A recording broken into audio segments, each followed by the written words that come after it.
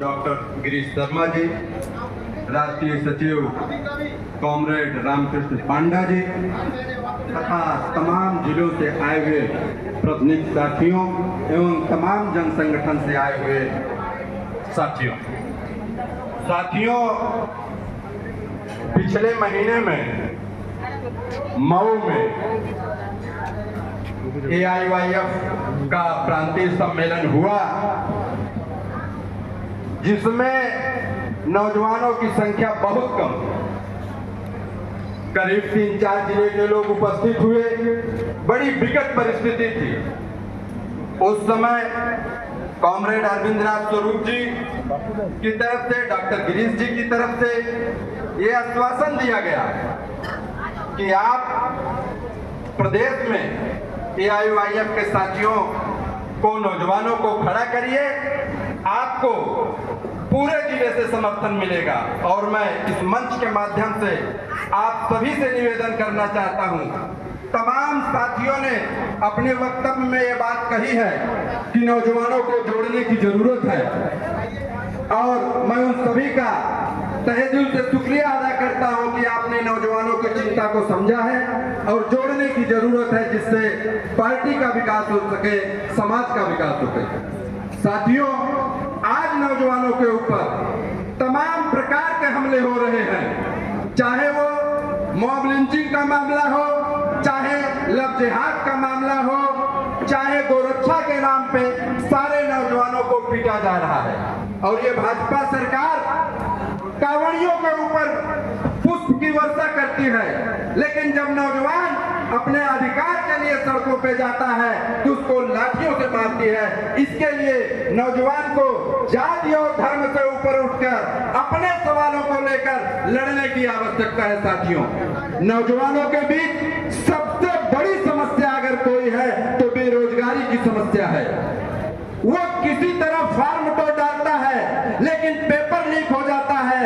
Paper leak होने की वजह से फिर से वारंट आने में उसकी जो एज है वो एक्सपायर कर जाती है, अपने वारंट नहीं डाल पाता।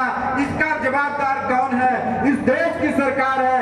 इसके लिए नौजवानों को एकत्रित होकर लड़ना पड़ेगा। साथियों, आप सभी से मैं यही फिर से निवेदन करूंगा कि आप सब नौजवान साथियों का सहयोग करें। आज जहां रोजगार मिलने चाहिए थे वो सारे सेक्टर को ये बीजेपी की सरकार बेच रही है। जहां से रोजगार पैदा होता, जहां लोगों को काम मिलता, वो लगातार प्राइवेट सेक्टरों को देकर पूंजीपतियों को मजबूत करने का काम कर रहे हैं और नौजवानों के अधिकार और उनके काम का शोषण कर रहे हैं। इसके लिए नौजवान को आगे आना होगा। साथियों, आज संविदा पे काम कर रहे हैं नौजवान साथी, उनके काम के घंटे को बढ़ाया जा रहा है, लेकिन काम की जो उचित मजदूरी होनी चाहिए वो नहीं मिल पा रही है। उसके लिए नौजवानों को संघर्ष करना होगा। हम नौजवान साथी सरदार भगत सिंह के विचारों को लेकर चलना चाहते हैं और चलने की कोशिश मैं स्वयं कर रहा हूं और निवेदन कर रहा हूं। आने वाले दिनों में एक वैज्ञानिक समाजवाद की स्थापना के लिए हम काम करेंगे। तो आप लोगों से हमारी जो AIYF की संगठन है वो आर्थिक रूप से भी बहुत कमजोर है।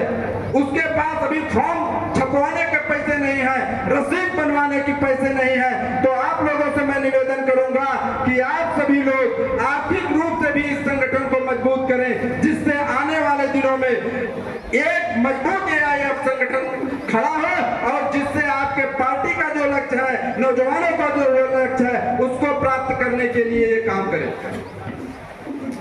बड़ी विकट स्थिति है नौजवानों के पीछे। नौजवान जब भी अपनी आवाज को उठाता है उसके ऊपर फर्जी मुकदमे ला दिए जाते हैं। देशद्रोह के नाम पर उसको बंद किया जाता है जेलों में। अभी बीच में जो अग्निवीर योजना आई थी, उस अग्निवीर योजना के सवाल को लेकर जब हमारे नौजवान साथियों ने संघर्ष किया, पुलिस के लोगों ने उन पर लाठियां चलाई, फर्जी मुकदमे ला दे।